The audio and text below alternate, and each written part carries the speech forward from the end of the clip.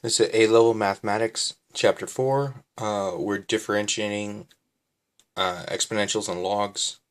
So first thing I'm going to try and explain is what we have here. This is e natural. It's a natural number, e to the x. So this is actually a special case where we have the derivative of e to the x is just e to the x. There is a long process to actually get this by finding the limit, but you could just look at it as an identity and say, all right, the derivative of e to the x is e to the x. So the same thing is opposite for the antiderivative. So that means if you start here, you get back to what your original was.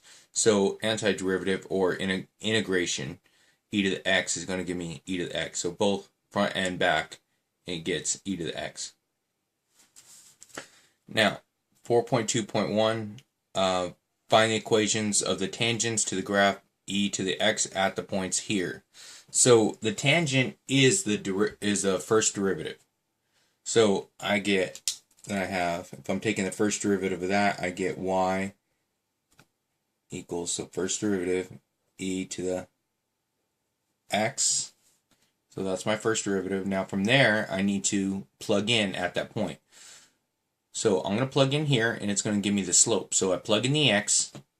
So if I take my first derivative, e to the 0, that gives me 1. So m is equal to 1. So the slope of the tangent is going to be 1. Remember, because this is the tangent. All right, so now I'm going to plug it into my slope, my point slope. So I'm going to have y minus y1, which is 1, equals slope, which is 1, quantity x minus 0. Do my math. I get y. That's going to give me x. That's going to give me 0. And then I add 1. X plus 1. So the equation of my tangent is going to be x plus 1 at the point 0, 1. Let's take a look at B.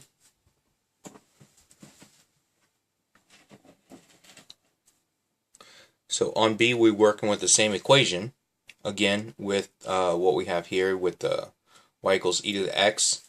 So let's write that down. So I have y equals e to the x here. Now, again, since I have the tangent, okay, this first derivative, I'm going to need to plug in the point, so it's going to be e to the 1, which gives me just e to the first. So I just get e. I'm going to end up with just e there. So now that I have that, I'm going to plug it into my equation. Y minus e equals m, my slope. So m was e right here from plugging into my derivative. E x minus 1. Do my distributing, y minus e equals e to the ex minus e. So now when I add e, so I just get y equals e to the x as my tangent at 1, e.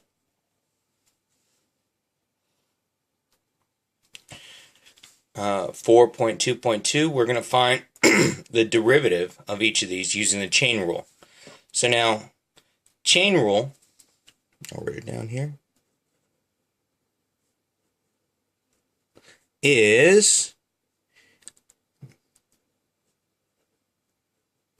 d dx, so it's the derivative of the outside times derivative inside. So that's the easiest way to explain the chain rule. Derivative of the outside times the derivative of the inside. Now, let me explain to you what the inside and outside is. So first,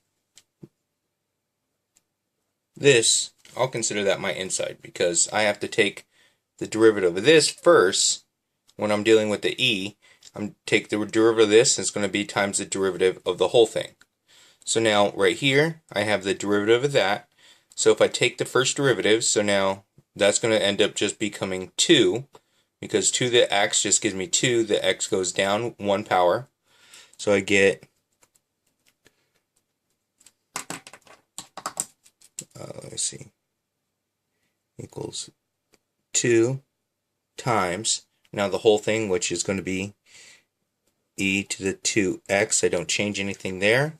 So my answer comes out to be 2e to x.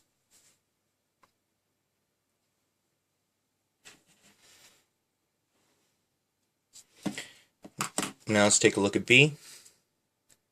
I'm going to consider all of that the inside.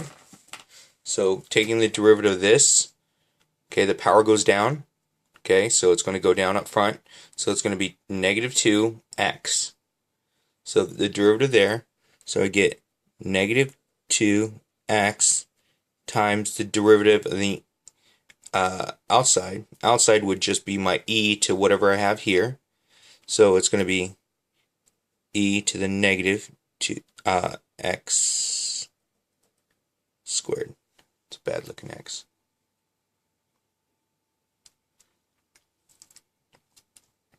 So put those together, and my answer is going to be negative 2x e to negative x squared.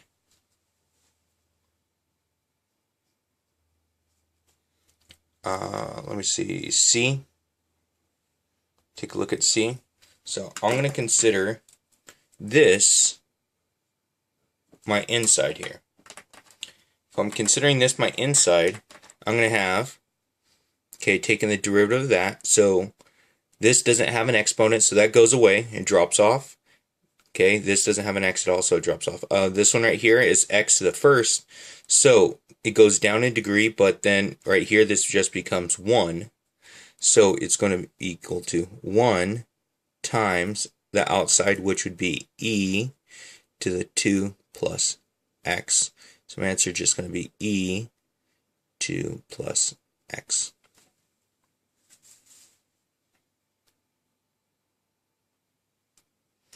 Find the area under the graph of y equals e to the 2x from 0, x equals 0 to x equals 1.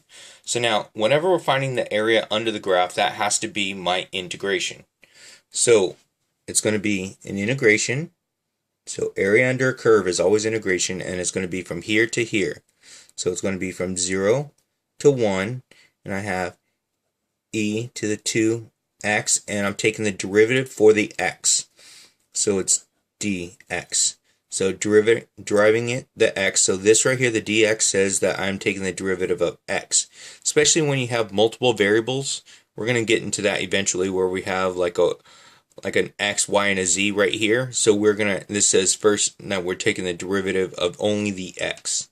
Because sometimes we might have other variables there, but we're only deriving for the x value here. Okay, so now from here, we're going to take the derivative of this, and so from right here, whenever I have the exponent needs to go, 1/2, or this is going to become 1/2, because that exponent is 2, it goes on the bottom, it's going to go on the bottom, so consider this all right here like a fraction, and so this would go right here, and it's multiplying times whatever I have there. So my exponent goes down there, times what I have here, which is going to be e to the 2x. And then from there, I'm going to go through and state what it is that I just took the derivative. So I took this derivative, and I'm supposed to take it from here to here. So it's going to go from 0 to 1.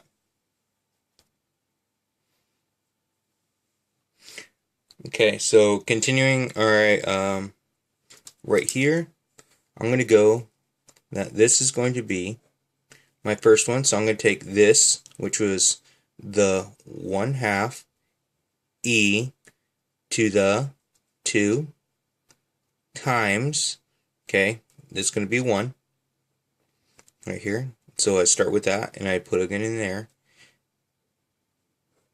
It's always going to be minus my other one. So I'm going to have 1/2 e to the 2 times what I have here. So that's 0. So at this point, some people should be pausing the video saying, Mr. Pacho, what happened to my k? So when we're ever taking an integral, so it's only in between these points right here. Over here, I would have a plus k, and it would also be a plus k right here. But when I distribute that negative, I would have a positive k and I would have a negative k, so that would actually cancel out. So whenever I'm doing from here to here, my k's actually go away. So integral between 2 points, k's go away. So if I'm doing just a basic integral and I don't have any limits from here to here, then you have to add k because you need to know what your constant is later on.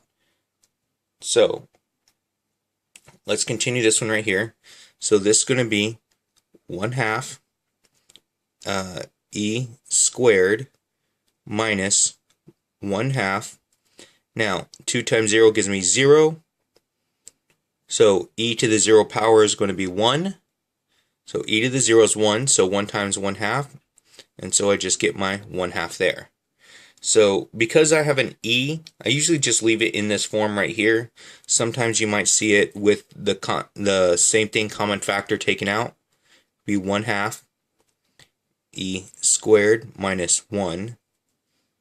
And sometimes they'll say, approximate. So let me show you how to approximate this.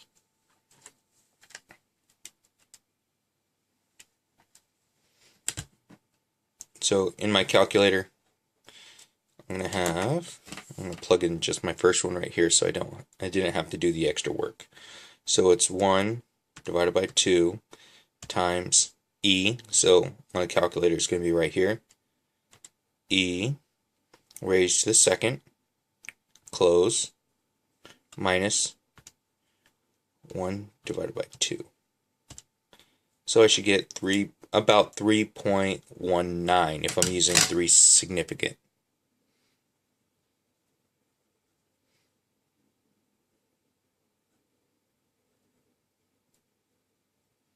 For my answer. Alright, if you have any questions, please address those when you come to class. Here's the assignment.